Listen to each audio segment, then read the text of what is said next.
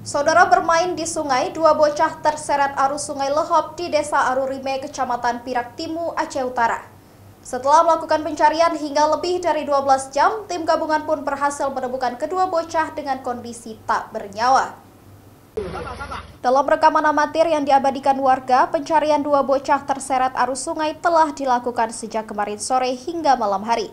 Petugas gabungan SAR dan BPBD dibantu Pemuda Pancasila Aceh Utara berhasil menemukan Azmi berusia 13 tahun pada Kamis malam dengan kondisi tak bernyawa. Kemudian penyisiran dilanjutkan pada Jumat pagi untuk mencari satu orang lainnya yang ikut terseret arus. Petugas pun berhasil menemukan seorang jenazah lainnya yang tidak jauh dari penemuan sebelumnya, yaitu rival bocah berusia 10 tahun. Kedua korban kini telah dipulangkan ke rumah duka untuk disemayamkan. Pencarian melibatkan pemuda masyarakat, MPC Pemuda Pancasila dan tim SAR. Sekian waktu panjang proses pencariannya, tadi malam baru didapatkan satu, pagi satu didapatkan. Kedua korban sudah didapatkan. Yang satu korbannya masih sekolah SD, yang satu lagi masih sekolah SMP.